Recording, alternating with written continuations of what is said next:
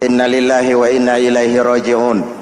Kita lihat sajalah para petinggi kita sekarang bagaimana menyikapi hukum. Sebab saya dengar ada bargaining, orang takut teriak maling sapi karena DE maling wedus. Tidak berani teriak ada maling sapi karena dia maling kambing. Yang lain maling ayam, dikumpulin ternyata maling semua.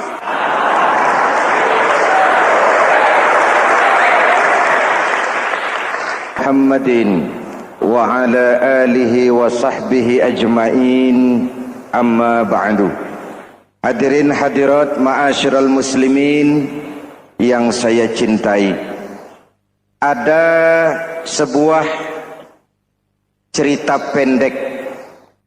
Seorang pengendara sepeda motor ditangkap oleh Pak Polisi, lalu diperiksa.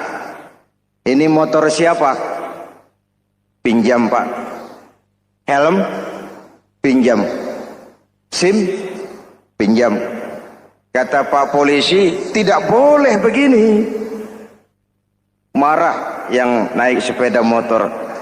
Pak Polisi bagaimana? Kok tidak boleh? Yang punya saja bilang boleh.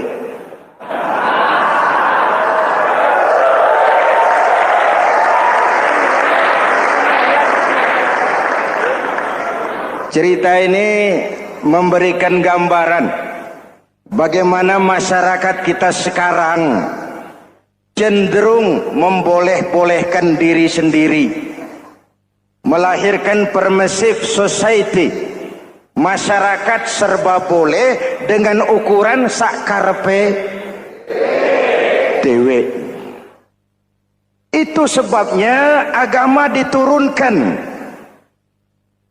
Dalam contoh yang indah, Rasul memberikan gambaran bahwa Islam ini bagaikan sebuah bangunan yang komponen pokoknya 5. Bunyal Islamu ala khamsin. Islam dibangun di atas 5 komponen pokok. Jadi kalau Islam ini ibarat bangunan, unsur penunjang pokoknya itu 5. Mari kita analogkan Islam dengan bangunan. Kalau saudara akan membangun rumah, sebelum pasang tiang, pasang genteng, pasang jendela, apa yang lebih dulu dibangun? Fondasi. Kalau Islam ibarat bangunan, fondasinya adalah syahadatu an la ilaha illallah wa anna muhammadar rasulullah. Ini fondasi. Jikalau kuat fondasi, aman bangunan. Jikalau rapuh fondasi, lentur dan luntur bangunan. Maka kuat atau tidak kuatnya bangunan Islam kita bergantung kepada keyakinan dasar tadi, fondasi. Saya bersaksi tidak ada Tuhan selain Allah, artinya saya tidak akan menyembah kecuali hanya kepada Allah. Orang yang benar fondasinya beres sujudnya. Kalau saya yakin tidak ada Tuhan selain Allah, saya tidak akan minta rezeki kecuali hanya kepada Allah. Orang yang benar fondasinya, giat bekerjanya, jauh dari tipu menipu, jauh dari renten, jauh dari riba, jauh dari korupsi, jauh dari judi. Keyakinan memberikan warna terhadap bentuk kepribadian. Kalau saya yakin tidak ada Tuhan selain Allah, saya tidak akan pernah takut kecuali hanya kepada Allah. Saya tidak akan melarikan persoalan kecuali hanya kepada Allah. Saya tidak akan menggantungkan hidup kecuali hanya kepada Allah. Saya tidak akan minta tolong kecuali hanya kepada Allah. Meresap ke dalam jiwa. Untuk keyakinan seperti ini, orang-orang tua kita dahulu berlinang air mata, bersimbah darah, bahkan berkorban nyawa, melaksanakan hijrah untuk mempertahankan keyakinan. Ini intan paling mahal dan ini mutiara paling berharga. Zaman boleh berubah, tapi pondasi tidak boleh goyah. Masa boleh berganti, tapi pondasi jangan sampai mati. Karena iman kita hidup, untuk iman kita berjuang, dan dalam iman kita ingin kembali menghadap Allah Subhanahu. Masih ingat cerita tentang Bilal? Masih? Mengulang kaji saja. Bilal itu budak sahaya. Ketika masuk Islam dipanggil oleh majikannya.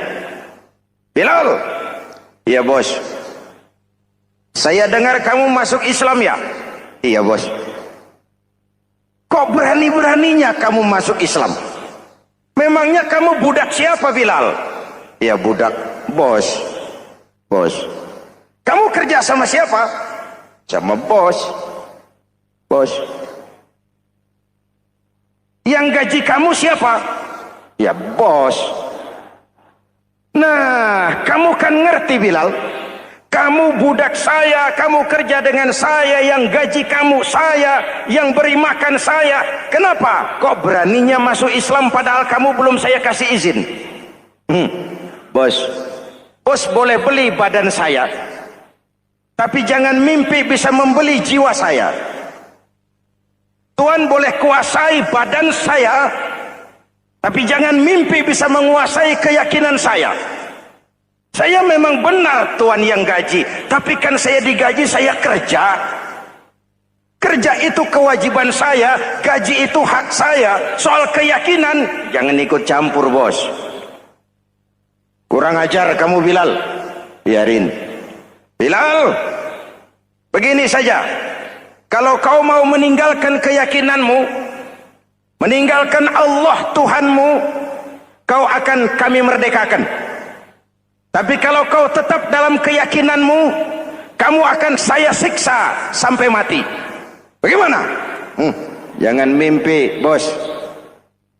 Lebih baik mati berkalang tanah daripada hidup bercermin bangkai.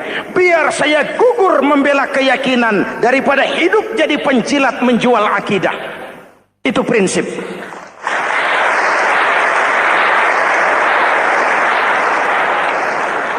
Gendeng kamu.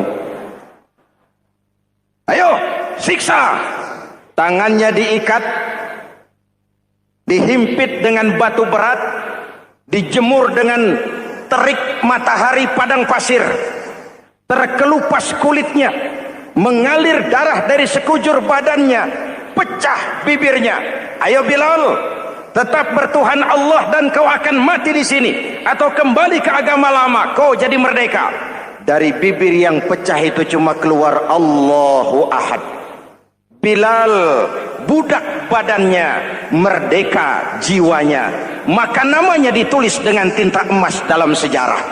Kita zaman sekarang merdeka badan kita, tapi sering budak mental dan jiwa kita, maka sejarah tidak pernah mau mencatat kita.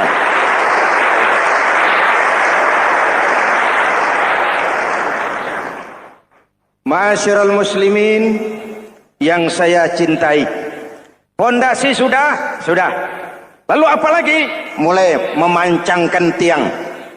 Tiangnya 5. Ada tiang namanya zuhur, asar, maghrib, subuh, isya. Tetapi agar bangunan menjadi kuat, ada tiang-tiang tambahan. Namanya rawatib dan nawafil. Rawatib itu ba'diyah atau qobliyah, nawafil itu di luar itu. Agar bangunan menjadi kuat, dibentuk pribadi lewat solat. Apa filsafatnya? Pertama, solat itu simbol penyerahan total kepada Allah. Kita ini sudah kontrak. Innallaha astara minal mu'minina anfusahum wa amwalahum bi anna lahumul jannah. Allah telah membeli dari orang-orang mukmin diri mereka, harta mereka, bagi mereka adalah surga. Penjual kita orang beriman, pembeli Allah, dagangannya amwal dan anfus, harganya adalah surga. Jelas? Penyerahan total itu dimulai dengan takbiratul ihram. Shalli fardal isya, Allahu akbar. Arahkan mata ke tempat kita sujud. Jangan lupa kalau sudah di atas, lupa dengan yang di bawah. Sudah jadi genteng, petatang peteteng di atas. Lalu bilang, merasa capek sendiri, kata genteng, kepada tiang, tiang kamu si enak, kata genteng, saya setengah mati di atas, kehujanan, kepanasan, kadang-kadang anak-anak nakal saya disambitin. Kata tiang, saudara genteng, ngomong jangan sembarangan ya. Kamu kira kamu bisa nongkrong dan nangkring di atas, itu gara-gara siapa genteng? Kan saya yang sokong dari bawah. Kamu jadi pejabat tinggi, jadi anggota ini, anggota itu. Kami rakyat yang angkat, jangan sudah di atas kami ditekan. Jangan agama dijadikan topeng untuk kepentingan pribadi. Berpolitik untuk kepentingan agama, ayo. Tapi menjual agama untuk kepentingan politik, itu yang merusak agama.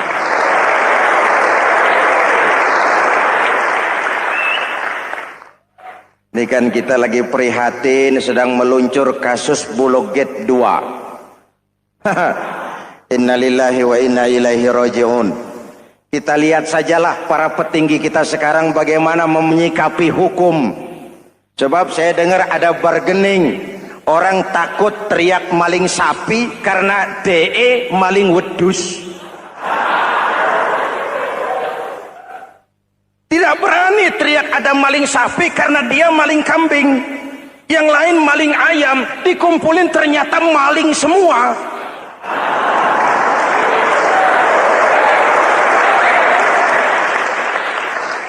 Hadirin yang saya hormati, ini melukai rasa keadilan.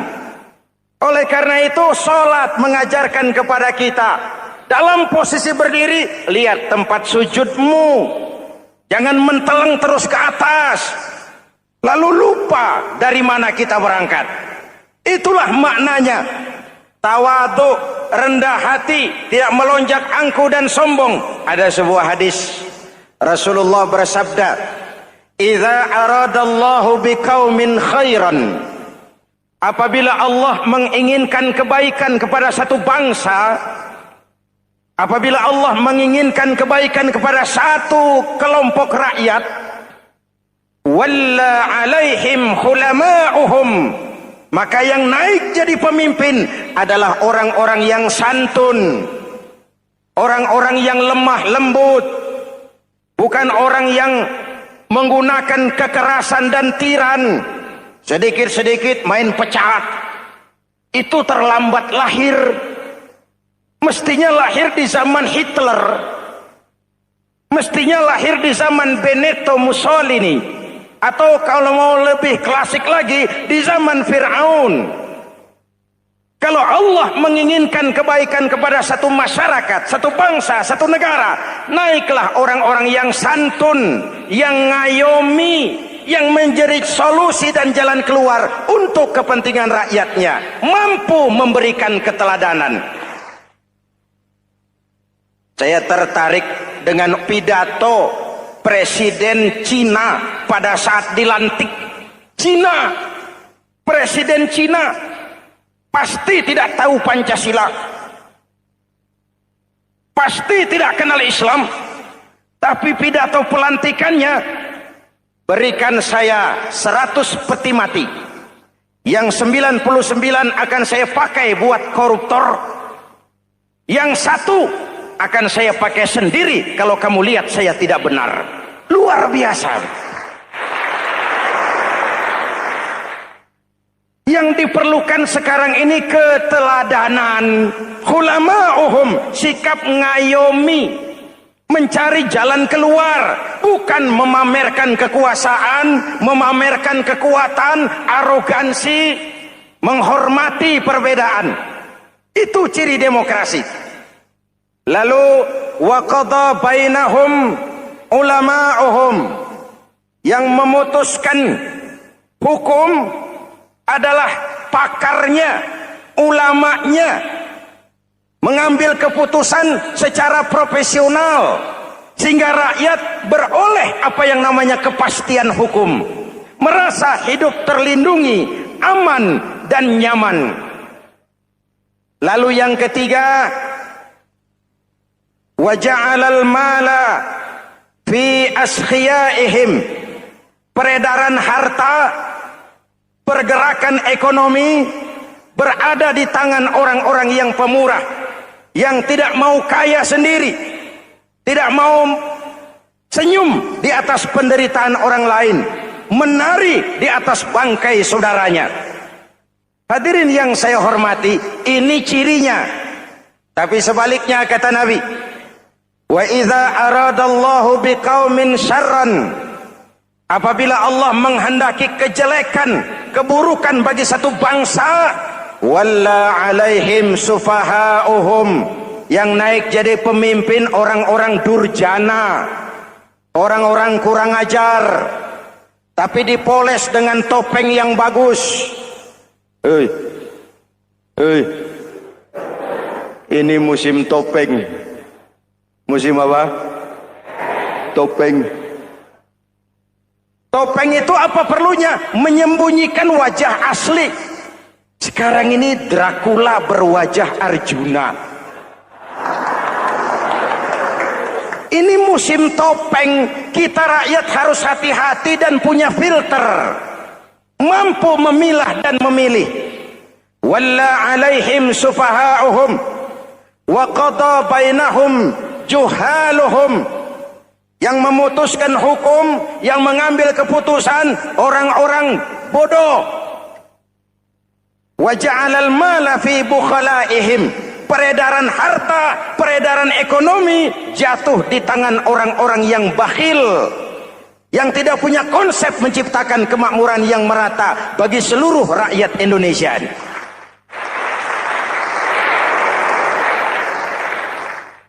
Oke, kita kembali kepada tiang. Ini kan lagi cerita tiang tadi ya.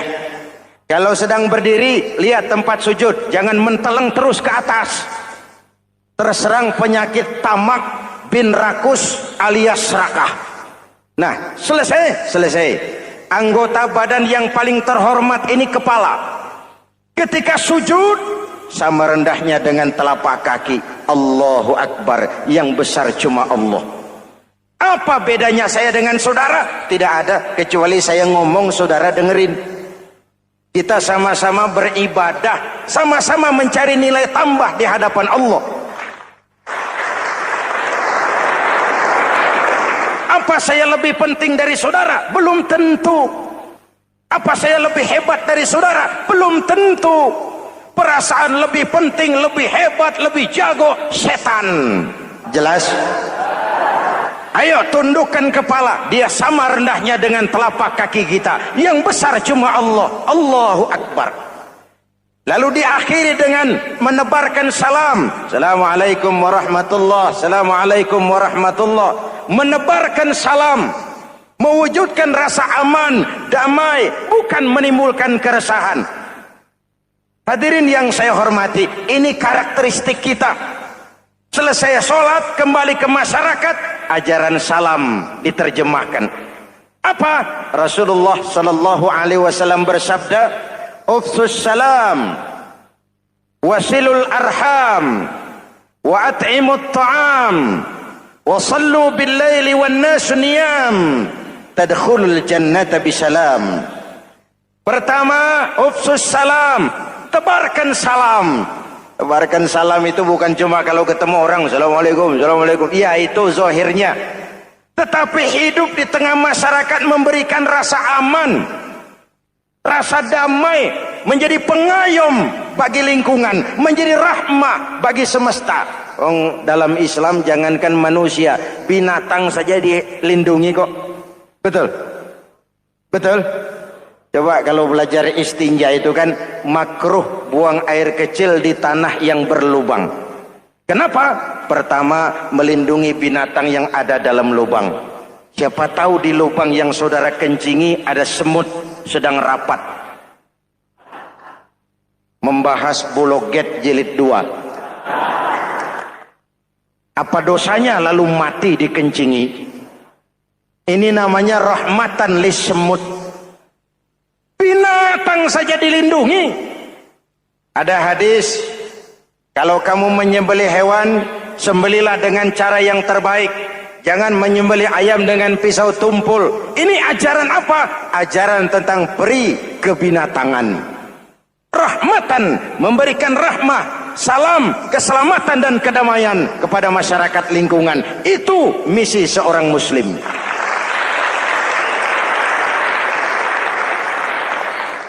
Hadirin hadirat ma'asyiral muslimin yang saya cintai, saya kembali kepada pesan Nabi tadi itu. Pertama, ufsus salam, sebarkan salam. Sekarang ini kan yang banyak sebarkan isu, sebarkan fitnah, hancurkan nama baik orang, hantam orang di mana-mana. Padahal yang diajarkan ufsus salam, sebarkan perdamaian, bukan permusuhan. Cari kebenaran, bukan kemenangan. Lalu yang kedua, wasilul arham, sambungkan silaturahmi, tegakkan semangat kekeluargaan dan persaudaraan. Karena kita sudah diikat dengan tali akidah. Mari kita saling bertanya setelah lewat hari-hari yang dimana kita seperti saling berhadapan, seperti tercabut dari akar budaya kita sebagai bangsa. Semangat gotong royong, semangat kekeluargaan makin lentur dan luntur, dan perlu kita angkat kembali ke permukaan. Silul arham, sambungkan semangat silaturahmi. Wa at'imut ta'am, berikan makan orang-orang yang kelaparan, mempunyai kepekaan dan kepedulian. Jangan menari di atas penderitaan orang, jangan tersenyum di atas isak tangis tetangga. At'imut ta'am, mempunyai kepedulian yang tinggi. Wa sallu bil laili wan nasu niyam, bangunlah di keheningan malam ketika orang sedang tidur. Istilah saya, kalau mau telepon Allah, jangan lupa nomor teleponnya itu 44342. Jumlahnya 17. Zuhur, asar, maghrib, isya, subuh 44342. Jangan ragu-ragu, kalau angka cukup telepon sambung. Kalau angka kurang, hati-hati salah sambung. Pak, mau sambung yang lebih cepat bagaimana? Bisa, selain nomor itu, coba pakai sambungan langsung jarak jauh. Namanya SLJJ. Kapan? Tengah malam. Kenapa tengah malam? Lebih murah. Lebih murah. Saluran kosong, telepon jarang yang pakai, orang banyak tidur. Wa minal laili fatahajjad bihi nafilatan lak asa ayyab'atsaka rabbuka maqaman mahmuda. Nun di keheningan malam, bangun. Seperti bapak-bapak, ibu-ibu sering bangun tengah malam ya Bu? Ya. Ngapain? Kalau bangun tengah malamnya sih saya percaya, cuma urusannya apa? Kira bangun tengah malam mau tahajud, malaikat sudah mau nulis, cuma buang air kecil, tidur lagi. Hampir salah tulis saya.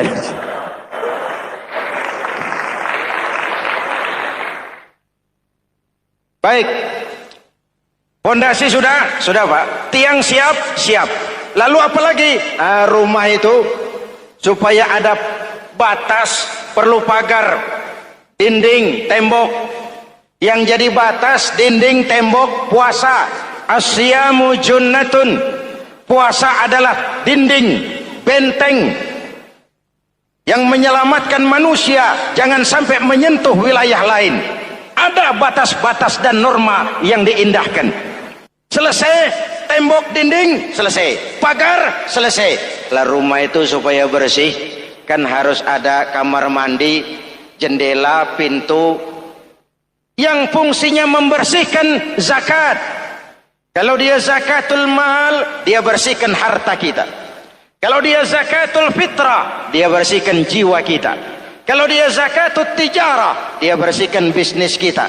Kalau dia zakatul ma'adin, dia bersihkan barang tambang kita. Karena itu dalam kitab-kitab fikih dikatakan zakat itu adalah harta yang tu'khazu min aghniyaihim wa turaddu ila fuqaraihim. diambil dari yang kaya, diserahkan. Hukum diatur menurut selera orang yang sedang berkuasa, maka yang benar bisa jadi salah, yang salah bisa jadi benar. Kalau untuk rakyat, hukum itu tajam bukan main, cepat sekali dilaksanakan. Tapi giliran menengah ke atas, yang gedean dikit berbuat salah, hukum tompul. Tapi ada orang-orang tertentu yang agunannya palsu, jaminannya palsu, bawa kata belece, bukan cuma miliaran, triliunan kredit bisa keluar. Terluka rasa keadilan, hilangnya kesempatan. Rakyat cuma dapat kesempitan, jarang dapat kesempatan.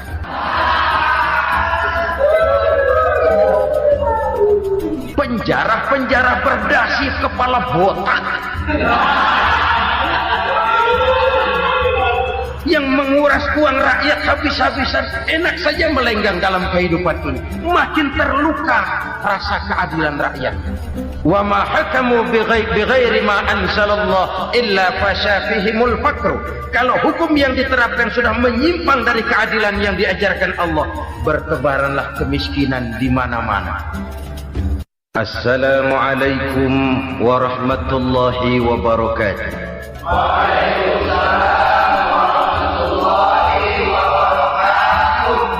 Bismillahirrahmanirrahim.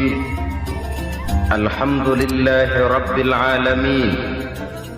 Wassalatu wassalamu ala asyrafil anbiya'i wal mursalin, Sayyidina wa maulana Muhammadin wa ala alihi wa sahbihi ajma'in, amma ba'du. Saudara-saudara kaum muslimin rahimakumullah, sebagai bangsa kita tengah menghadapi berbagai bencana, baik di bidang ekonomi maupun di bidang politik. Adalah potret kehidupan sehari-hari. Kita menyaksikan peristiwa-peristiwa yang memilukan dan memalukan. PHK terjadi di mana-mana, pengangguran meningkat, harga-harga membumbung tinggi, daya beli rakyat semakin lemah. Sementara di bidang politik, kejadian-kejadian memberikan indikasi bahwa persatuan dan kesatuan kita sebagai bangsa dewasa ini tengah berada dalam ujian yang berat. Pada jumpa kita kali ini, tanpa bermaksud untuk mencari kambing hitam dari bencana yang kita hadapi, saya ingin menyampaikan sebuah hadis yang diriwayatkan oleh Imam At-Tabarani dari Ibnu Abbas, bahwa Rasulullah sallallahu alaihi wasallam bersabda, khamsun bi khamsin. Ada 5 perkara yang dapat menimbulkan 5 macam bencana. Mari kita renungi hadis ini satu demi satu sebagai bahan introspeksi buat kita semua dalam menghadapi bencana yang tengah berlaku sekarang ini. Yang pertama, ma naqasa qaumul ahda illa sullita alaihim aduwwuhum. Apabila suatu kaum sudah mengingkari janjinya, maka mereka pun akan dikuasai oleh musuh-musuh mereka. Sederhana saja nampak kalimat dalam hadis ini. Apabila orang sudah mengingkari janji, mereka akan dikuasai oleh musuh-musuh mereka sendiri. Dan musuh kita yang paling utama saat ini adalah kemiskinan dan kebodohan. Kenapa itu terjadi? Karena kita mengingkari janji kita sendiri. Di saat awal-awal berdirinya Orde Baru, kita pernah berjanji untuk melaksanakan Pancasila dan Undang-Undang Dasar 45 secara murni dan konsekuen. Kita berjanji bahwa kita akan menegakkan pemerintah yang bersih dan berwibawa. Itu semua pada permulaannya. Waktu demi waktu berjalan, kita lupa dengan janji yang kita ucapkan itu. Ketuhanan yang Maha Esa kita ucapkan, tapi kesetanan yang luar biasa yang kita lakukan. Kemanusiaan yang adil dan beradab yang kita dengungkan, tetapi kemanusiaan zalim dan biadab yang kita praktekkan. Sederhana saja saudara, hampir setiap pejabat pada posisi-posisi kunci, di awal-awal ia memangku jabatan itu, biasanya ia mengucapkan sumpah dengan lafaz demi Allah, bahwa dalam melaksanakan jabatan ini saya tidak akan menerima hadiah atau pemberian dalam bentuk apapun. Itu pada permulaannya. Lama-lama rupanya hadiah itu asik juga, mulai diterima. Lama-lama dirasa kurang, mulai menagih.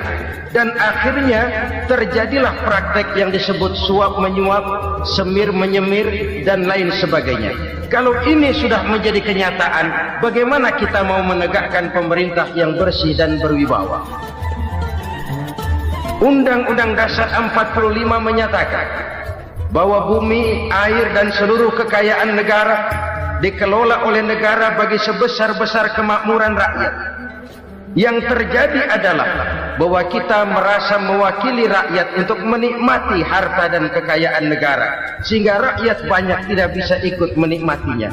Menumpuklah harta itu sehingga terjadilah pepatah, gunung ditimbun, sumur digali. Yang kaya semakin kaya, yang miskin semakin terpuruk. Kita ingkar dengan janji yang kita ucapkan di awal-awal kita bergerak.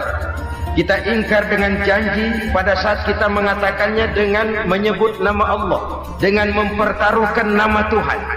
Sehingga pada akhirnya jabatan pun mengalami tender. Sudah menjadi rahasia umum. Orang mau jadi lurah mesti mengeluarkan uang. Mau jadi camat mesti mengeluarkan uang. Mau jadi wali kota, bupati, bahkan gubernur, itu ada pasarannya. Secara logika, kalau orang memperoleh satu jabatan karena banyak mengeluarkan uang, tentu pada saat ia mengeluarkan uang, ia sudah punya pemikiran, modal pasti pulang, modal pasti kembali. Kalau orang memperoleh suatu jabatan karena banyak mengeluarkan uang, maka langkah pertama yang dia lakukan setelah memangku jabatan itu ialah bagaimana uang bisa kembali, bagaimana modal bisa pulang. Kalau modal sudah pulang, pikiran berikutnya bagaimana supaya dapat untung. Lalu kapan mau bekerja untuk kepentingan rakyat? Itu nomor 18. Kemudian kalau ada proyek-proyek besar, pertanyaannya ialah bukan apakah proyek ini bermanfaat bagi rakyat, apakah proyek ini layak untuk diteruskan, tetapi yang jadi pertanyaan paling utama ialah bagian saya berapa duit dari proyek ini. Kita bisa lihat proyek, mega proyek lahan 1 juta hektar di Kalimantan Tengah, triliunan rupiah, dan proyek itu gagal. SD Impres bulan ini diresmikan, bulan depan retak. Jembatan-jembatan bulan ini gunting pita, bulan depan runtuh. Kita ingkar dengan janji. Kita berkata kita bekerja untuk kepentingan rakyat, tapi kita tidak pernah mengenal rakyat itu. Apabila suatu kaum sudah mulai mengingkari janji, maka mereka akan dikuasai oleh musuh-musuh mereka. Akibatnya tersusunlah barisan-barisan sakit hati yang makin lama makin menjadi bola salju, menggelinding membesar, dan kemudian terjadilah hal-hal yang tidak kita inginkan lagi. Apabila suatu kaum sudah mengingkari janji, maka mereka akan dikuasai oleh musuh-musuh mereka. Ini penyebab bencana yang pertama. Kita tidak konsekuen. Tadinya kita dengan lantang teriak-teriak berantas korupsi, ganyang korupsi. Pada waktu kita belum mendapat kesempatan. Setelah kita naik punya kesempatan, rupanya korupsi enak juga dirasa. Terjadi pergeseran nilai, orang luntur, kehilangan idealisme awal. Lalu untuk menghibur diri, menutup kesalahan, kita gunakanlah pepatah bahwa tidak ada gading yang tak retak, bahwa kita harus mikul dhuwur mendem jero. Itu semua cuma sebagai dalih agar kesalahan kita tidak dibicarakan orang lain. Padahal kita sendiri yang mengingkari janji. Kita yang keluar dari komitmen awal kita. Kita berjanji melaksanakan Pancasila dan Undang-Undang Dasar 45 dengan murni dan konsekuen. Kita berjanji untuk menegakkan pemerintah yang bersih dan berwibawa. Namun dalam kenyataannya itu tidak kita laksanakan dengan sebagaimana mestinya. Kita bergeser, kita mengalami proses degradasi, peluncuran nilai, dan akhirnya terbentuklah barisan-barisan sakit hati yang semakin lama semakin membesar itu. Kita harus introspeksi. Memang kalau zaman sedang susah, biasanya kambing hitam laris, tukang kompor gentayangan. Itu dari dulu selalu mencari kambing hitam. Karena itu kita tidak bicara orang, kita tidak bicara siapa yang salah, kita bicara sistem, dan sistem itu bisa mengena siapa saja. Kalau orang sudah mulai mengingkari janji, bergeser dari komitmen awal, itu sudah mulai ya mengalami proses peluncuran, proses degradasi. Ini penyebab yang pertama. Kita tidak lagi konsekuen bahwa bumi, air, sumber daya alam adalah milik negara, dikuasai oleh negara, digunakan bagi sebesar-besar kemakmuran rakyat. Ternyata rakyat yang makmur itu tidak merupakan gambaran yang menyeluruh dari rakyat kita. Undang-undang dasar kita menganut ekonomi kekeluargaan, tapi yang kita praktekkan adalah ekonomi keluarga. Kalau bukan keluarga nggak dapat proyek. Kalau bukan keluarga nggak dapat macam-macam. Kekeluargaan kita rubah menjadi keluarga. Timbullah penyakit nepotisme. Kita bergeser, kita ingkari janji, dan kita anggap kita atasnamakan rakyat. Rakyat cuma sekedar jadi adres, rakyat cuma sekedar jadi alamat, tetapi kehidupan mereka tidak banyak berubah dan tidak banyak terangkat. Kaum muslimin rahimakumullah, ini penyakit yang pertama, penyebab bencana yang pertama. Yang kedua kata Nabi, wa ma hakamu bighairi ma anzalallah. Apabila hukum yang diterapkan sudah tidak lagi bersumber dari hukum Allah, illa fasha fihimul faqr, maka akan bertebaranlah kemiskinan di mana-mana. Ini artinya apa? Apabila hukum tinggal sebuah stempel, apabila hukum sudah diatur menurut kepentingan, apabila hukum sudah tidak lagi ditegakkan secara adil, maka kemiskinan merambah di mana-mana. Hukum diatur menurut selera orang yang sedang berkuasa, maka yang benar bisa jadi salah, yang salah bisa jadi benar. Hukum dalam kenyataan hidup berlaku seperti pisau. Pisau itu kan saudara lihat, yang namanya pisau dimanapun itu tajamnya ke bawah, ke atas tumpul. Kalau hukum itu, kalau untuk rakyat, hukum itu tajam bukan main, cepat sekali dilaksanakan. Tapi giliran menengah ke atas, yang gedean dikit berbuat salah, hukum tumpul. Hukum pura-pura tidak dengar. Akibatnya terluka rasa keadilan rakyat.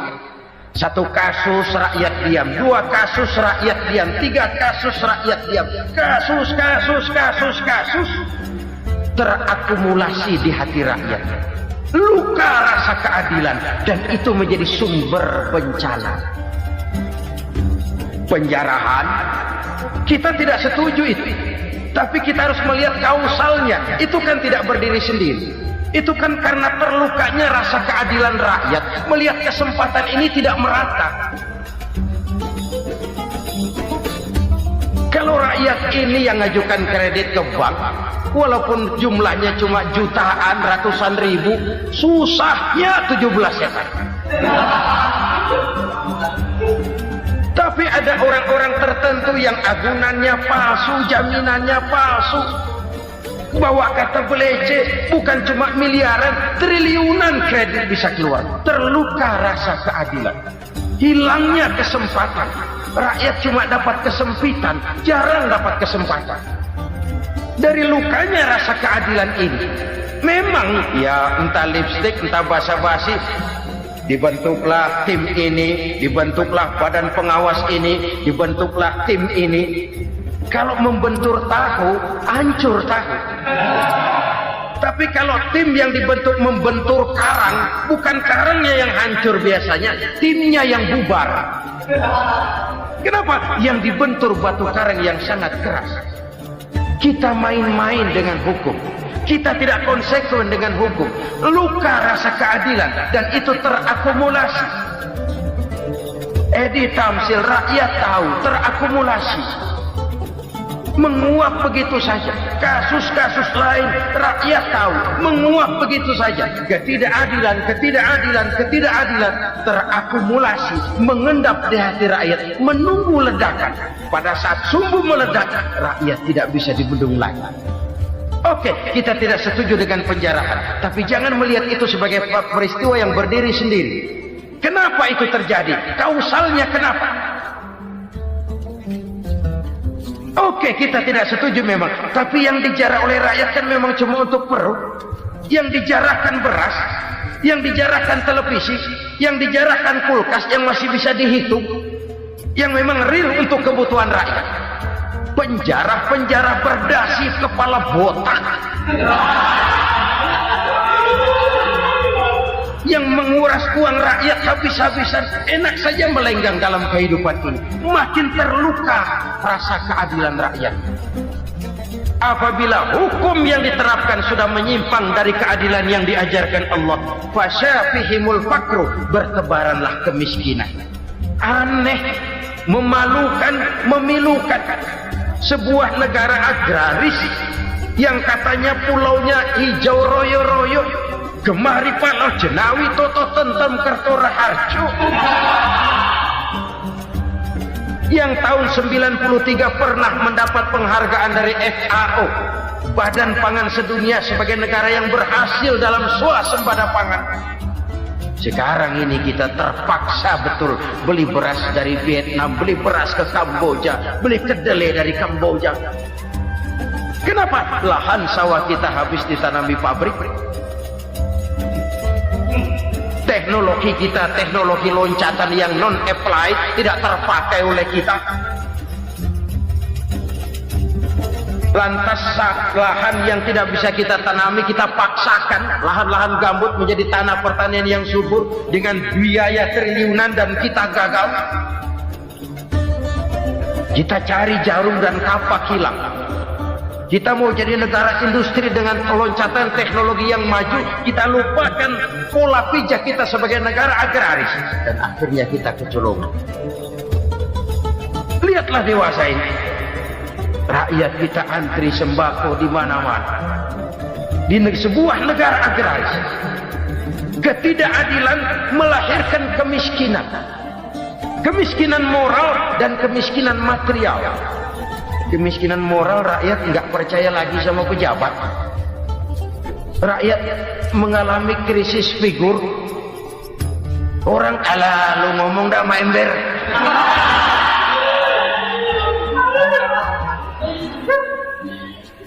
Penataran yang menghabiskan biaya miliaran itu melahirkan pejabat-pejabat korup. Pengawasan yang menghabiskan biaya miliaran itu ternyata impoten, mandul. Kemiskinan moral. Jujur saya berkata, saudara-saudara, setelah pintu reformasi dibuka, itu yang masuk memang macam-macam. Ada yang memang punya tujuan murni, konsekuen, dan punya konsep. Ada yang nunggu di tikungan, begitu mobil lewat nyamber pintu, berangkat ikut reformasi. Ada yang memanfaatkan momentum, mumpung, untuk nyampein unek-unek, ngerti enggak, pokoknya ngomong. Sehingga keadaan semakin rancu, kebingungan semakin menjadi-jadi, masalah yang paling urgen tidak terselesaikan. Sekarang ini orang berpikir mendingan jadi pala ular daripada jadi buntut macan. Buntut macan memang hebat macan, tapi kalau buntutnya cuma ugel-ugel di belakang buat apa? Mendingan jadi pala ular kecil juga nyaplok. Artinya ya biar kecil juga kalau punya partai kan gagah. Lalu rame-rame bikin partai kayak bikin arisan. Orang makin mengalami dislokasi. Semua mau jadi pahlawan, semua mau nomor satu, semua ngomong. Iya kalau bidangnya, kalau bukan makin rancu. Marilah lewat kesempatan ini saya mengajak kita untuk tahu diri. Biarkan politisi ngomong politik, biarkan ekonom menata ekonomi, biarkan praktisi bicara soal hukum, biarkan rakyat munajat, istighfar, mohon pertolongan Allah. Tahu diri kita. Kalau memang ayam, kukuruyuk aja dah. Kalau memang kucing, ayo ngeong. Kalau kambing, silahkan ngembe. Udah tahu ayam, ngeong bunyinya. Suaranya palas, orang nggak ngerti, bingung, makin menjadi-jadi. Ibarat kesebelasan sepak bola bangsa kita sekarang ini, rame-rame mau bikin gol, kiper ikut nyerang sekarang. Memilukan dan bahkan memalukan. Wa ma hakamu bighairi ma anzalallah illa fasyafihimul fakru. Kalau hukum yang diterapkan sudah menyimpang dari keadilan yang diajarkan Allah, bertebaranlah kemiskinan di mana-mana. Coba sekarang ini, yang punya duit bingung, apalagi yang kagak punya duit. Yang pengusaha gede ngeluh, apalagi yang pengusaha pas-pasan. Yang kagak punya beras, yang punya beras saja masih bingung, apalagi yang nggak punya beras. Ini sudah demikian merata. Dulu kita kagum mendengar konglomerat kelas wadah, kelas-kelas yang seakan-akan cuma ada dalam khayalan mereka, punya kekayaan miliaran dolar, triliunan. Sudahlah, seolah-olah nggak terjangkau sama kita. Weh, ternyata yang gede-gede itu juga gede utangnya. Dan rontok satu demi satu. Ternyata rakyat selama ini cuma dialamatkan, cuma dijadikan address. Rakyat yang tidak banyak ngerti persoalan ini harus menanggung hidup ini begini berat, harus menanggung beban hidup ini begini tinggi. Daya beli semakin lemah, semakin terpuruk dan terpuruk, sedang keadaan belum juga banyak berubah. Yang hutang sama luar negeri itu kan bukan rakyat kecil, Ciano. Yang banyak nyimpen dolar juga kan Ciano. Rakyat kecil bocah kampung mah jangankan nyimpen dolar, ngelihat juga tumben. Kemana kita mesti bercermin?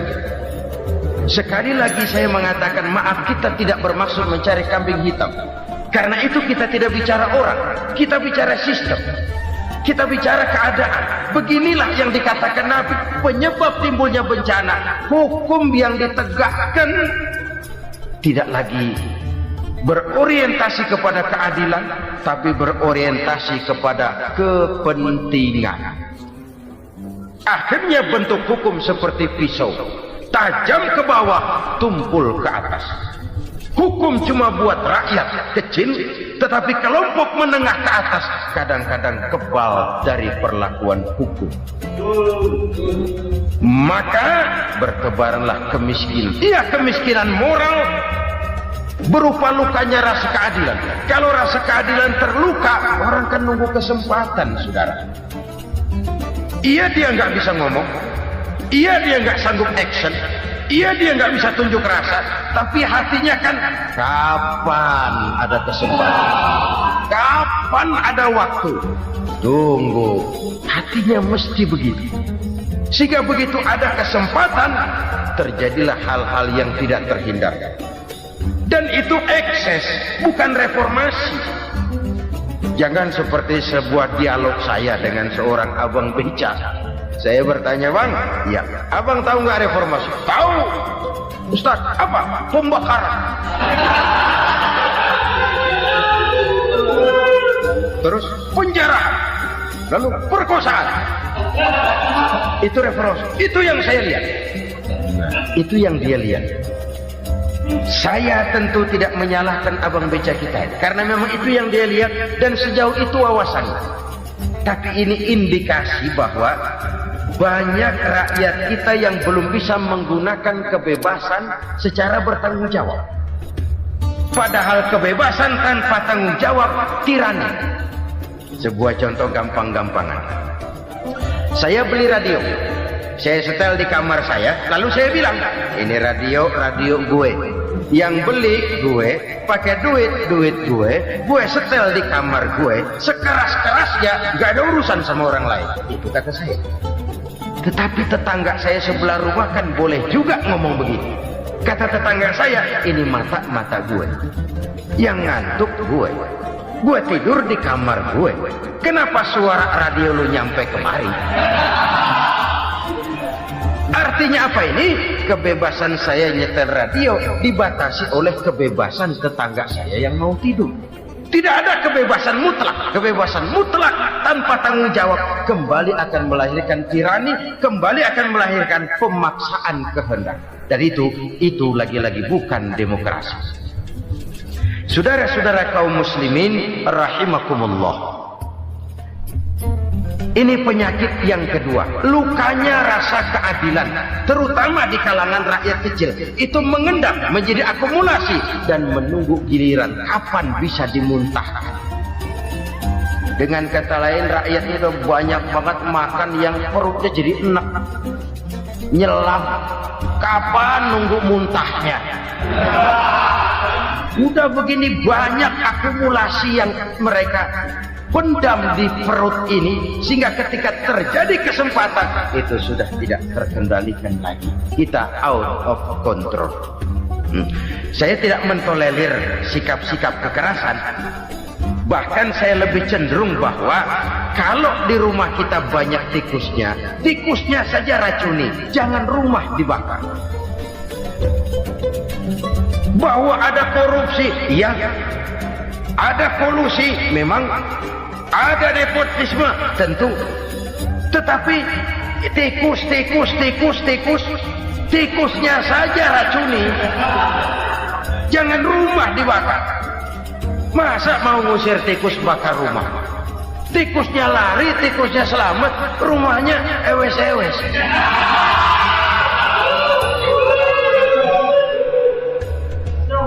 Tikus selamat, rumah nggak punya. Masalah nggak terselesaikan dengan sebagaimana yang kita harapkan. Kita sepakat ini negara hukum, dan di hadapan hukum semua manusia itu sama. Itu prinsip yang diajarkan Allah.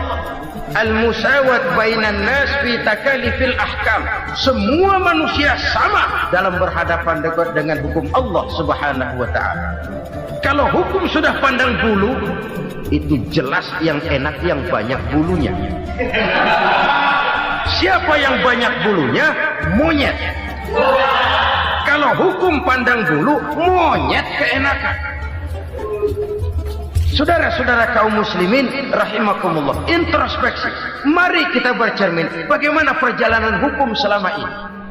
Kalau introspeksi ini kita temukan, lalu ada upaya untuk memperbaiki diri.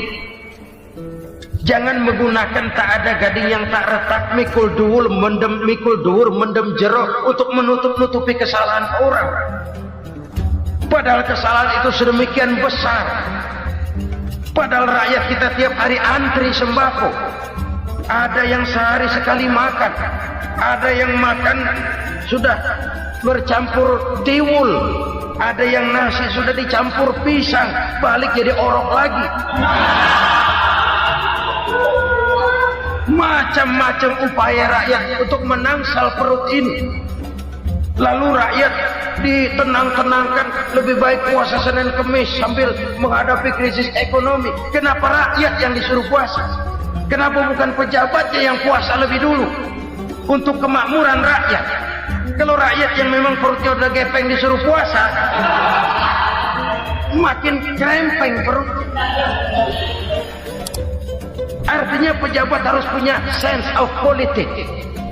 Ya, tidak ada. Puasa itu kan tidak cuma Senin Kemis saja. Puasa itu puasa perasaan, puasa menghargai perasaan yang sedang kondisi yang sedang dihadapi oleh rakyat.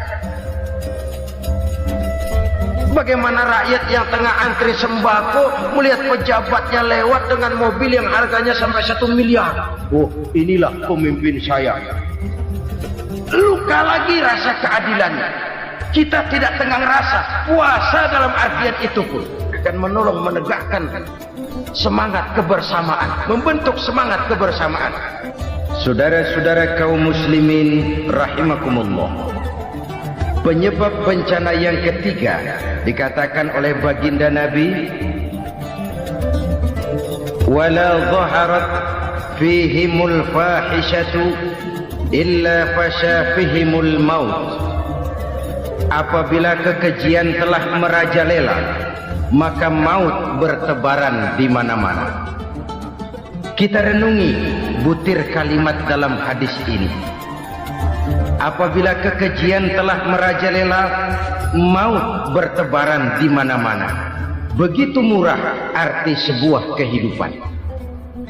Penjarahan untuk hal-hal yang kecil tapi sampai mengorbankan nyawa. Apabila kekejian sudah terjadi di mana-mana, maut pun bertebaran. Maut dalam arti berpisah ruh dengan jasad, tapi juga maut dalam arti orang bisa mati karirnya, orang bisa mati usahanya, orang bisa mati kesempatannya karena perbuatan-perbuatan keji yang selama ini tidak terbendung. Lahirlah teori mafia. Siapa yang kuat, dia yang berkuasa. Siapa yang lemah, dia menjadi mangsa. Proyek-proyek besar yang menang tender itu ya dari itu ke itu saja. Yang pengusaha-pengusaha tidak punya koneksi, tidak bisa bayar komisi, dapat proyek tetelan. Ada dagingnya, dikit namanya juga tetelan. Dagingnya sudah habis disantap oleh meja. Sekian puluh meja dilalui, sekian puluh amplop dikeluarkan. Sehingga yang akhirnya ya tinggal tetelan itu tadi. Maka kualitas pekerjaan pun sudah bukan lagi jadi masalah. Demikianlah mafia-mafia ini bermunculan di mana-mana. Di pengadilan terkenal mafia pengadilan. Hukum bisa dibeli, hukum bisa dipesan menurut kebutuhan sponsor. Mafia peradilan, mafia politik, mafia ekonomi, bahkan mafia agama yang menggunakan agama sebagai kedok, menggunakan agama sebagai dalih, menggunakan agama sebagai topeng untuk melancarkan maksud-maksud politiknya pun tidak tertutup kemungkinan. Apabila kekejian telah merajalela, maut bertebaran di mana-mana. Korupsi, kolusi, nepotisme itu bagian dari kekejian. Kita selama ini kalau mendengar maksiat, itu yang terbayang cuma judi, mabuk, zina. Ya itu maksiat. Tapi korupsi, kolusi, nepotisme itu juga maksiat dalam bentuk lain. Kalau ini sudah bertebaran, maka maut terjadi di mana-mana. Jangan bayangkan cuma mati orangnya, itu sih kewajiban. Yang menyakitkan itu orangnya masih hidup tapi dibikin mati. Karirnya mati. Kenapa? Karena yang diperlukan bukan cuma orang pinter tapi orang taat.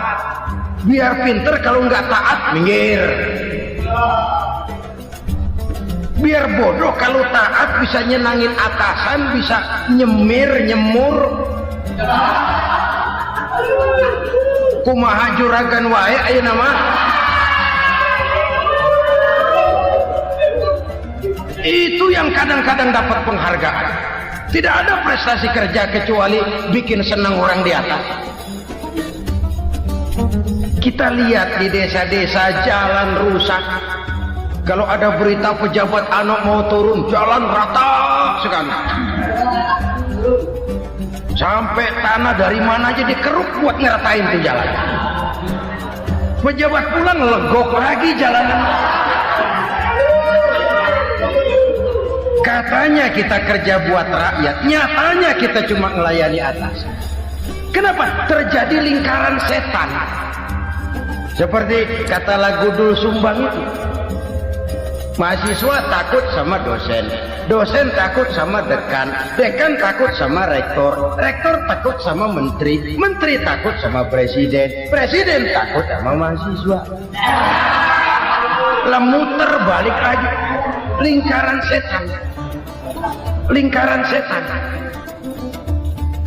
Saudara-saudara kaum muslimin rahimakumullah, kekejian yang merajalela, praktek-praktek mafia yang tertuang dalam kehidupan sehari-hari menyebabkan orang mati karirnya, jasad masih hidup, karir mati, itu menyakitkan. Mati bisnisnya.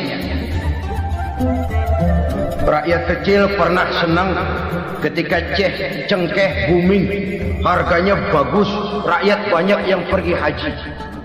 Lalu mau ditata, lahir tata niaga cengkeh, malah amburadul. Harga cengkeh jatuh, petani cengkeh kecil menjerit. Siapa yang untung? Segelintir orang.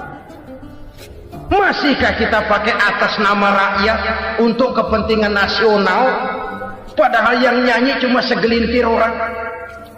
Masihkah kita mau bohongi rakyat ini dengan mobil nasional tapi bikinan Korea? Masihkah kita mau bermain verbalisme, bermain kata? Ini sebuah masa lalu yang tidak perlu terulang lagi untuk masa-masa yang akan datang. Kekejian merajalela, orang mati karir. Bisa mati usaha, mati bisnis. Usahanya maju, dirangkul, hancur. Usahanya maju, dipukul, hancur, tenggelam. Bahkan yang memilukan dan memalukan badan-badan usaha milik negara itu dikebiri sedemikian rupa sehingga tidak menghasilkan hal-hal yang bermanfaat buat negara. Saudara-saudara kaum muslimin rahimakumullah, kalau nafsu yang sudah mengatur itu semua, maka kekejian pun merajalela. Orang sudah pakai teori mafia, yang kuat dia yang menang, yang kuat dia yang berkuasa, yang lemah silakan minggir di sudut-sudut kehidupan. Kalau kekejian seperti ini merajalela, maut bertebaran di mana-mana. Banyak orang mati karirnya, banyak orang mati usahanya, banyak orang mati imajinasinya. Sekarang ini dalam dunia seni yang banyak karyawan seni, bukan seniman. Seniman itu kan dilahirkan, lain seniman, lain karyawan seni. Sekarang yang banyak karyawan seni, bukan seniman. Mati karir, mati imajinasi, mati improvisasi. Sehingga kehidupan persis sinetron. Sinetron itu yang kita lihat rumah mewah, yang kita lihat rumah bagus. Gak pernah kita lihat di sinetron kita ini rakyat antri sembako. Kita dijejali hal-hal yang indah, yang wah, yang membuat kita tenggelam dalam gaya hidup instan, tenggelam dalam gaya hidup wah. Kita lupa dengan realitas keseharian di tengah-tengah masyarakat kita. Lahirlah kelompok-kelompok selebritis, dibesarkan oleh berbagai media. Selebritis pilek aja masuk koran, pilek.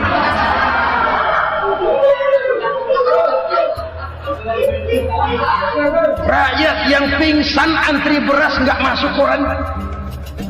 Rakyat yang semaput antri minyak nggak masuk koran. Selebritis panok masuk koran.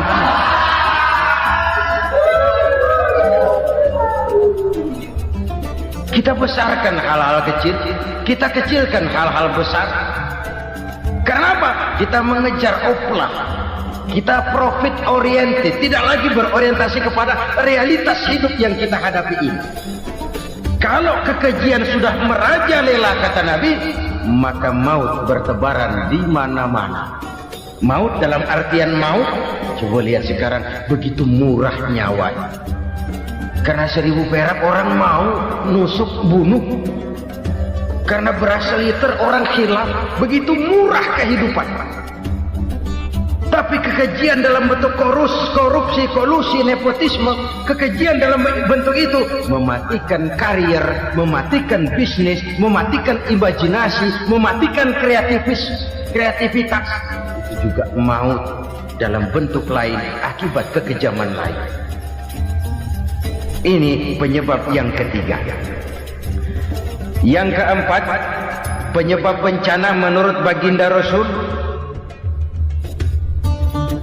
wala tuffiful mikyala illa muni'un nabat. Apabila timbangan sudah dicurangi, maka tercegahlah tumbuh-tumbuhan. Apabila timbangan sudah mulai curang, maka terjadilah musim paceklik. Apabila bisnis sudah bergaya mafia tadi itu, kecurangan-kecurangan terjadi, tender di balik pintu, yang dimenangkan cuma kelompok-kelompok yang bisa memberikan presentasi yang besar, muni'un nabat, terjadilah paceklik. Paceklik, panen gagal, wereng, iya wereng, kemarau panjang, it's okay, air sulit, iya. Tetapi kan semua itu ada yang ngatur. Kemarau ada yang ngatur, belalang itu ada yang ngatur, air itu juga ada yang ngatur. Yang ngatur itu yang serba maha. Kalau ia murka melihat kecurangan timbangan, Allah itu kalau murka kan gampang saja, tinggal komandoin balang, lam, hancurin pesawat. Konvoy belalang, konvoy. Allah tinggal ngutik. Angin El Nino mampir lo ke Indonesia, hujan nggak turun-turun, kemarau panjang. Jadi kalau musim kemarau kan namanya anginnya El Nino. Kalau musim hujan anginnya namanya La Nina. Cakep namanya, kejem orangnya. Saudara lihat Cina sekarang sedang kena La Nina, banjir besar, ribuan orang meninggal. Dia mah ribuan mati kagak berasa, rakyatnya miliaran. Bangladesh lagi ngalami La Nina, India lagi ngalami La Nina. Angin, hujan, kemarau, belalang, itu kan ada yang ngendaliin. Kuncinya bukan di belalangnya, kuncinya bukan di peredaran matahari berputar, kuncinya di atas yang mengatur semua itu. Kalau timbangan sudah mulai curang, pengusaha sudah nggak mau jujur, apa enggak bikin perut jadi mual. Begitu rakyat antri sembako pingsan nggak dapat beras, sementara beras ditumpuk-tumpuk sampai membusuk. Kemana hati nuraninya? Kemana akal pikirannya? Kemana mereka yang berbuat atas nama rakyat tapi melihat rakyat susah tidak tergerak hatinya? Saudara-saudara kaum muslimin rahimakumullah, sekian dulu jumpa kita kali ini. Mudah-mudahan yang saya sampaikan dari hadis riwayat Imam Tabrani ini menjadi bahan introspeksi buat kita semua. Tidak akan seorang muslim jatuh dua kali di tempat yang sama. Semua merupakan pelajaran untuk kita jadikan introspeksi guna menata hari esok yang lebih baik daripada hari ini. Reformasi harus terus berlanjut, tidak bisa dan tidak perlu dikendalikan, tapi harus tetap dengan landasan akhlakul karimah sesuai dengan budaya kita sebagai bangsa. Terima kasih atas perhatian saudara, mohon maaf atas segala kekurangan. Oke, terima kasih yang sudah subscribe. Semoga menjadi amal jariah bagi beliau dan semoga bermanfaat bagi kita. Jangan lupa dihidupkan loncengnya biar bisa berlangganan dan menonton channel kita ya. Sekian dari saya. Wassalamualaikum warahmatullahi wabarakatuh. Bye bye. Sampai ketemu di konten berikutnya.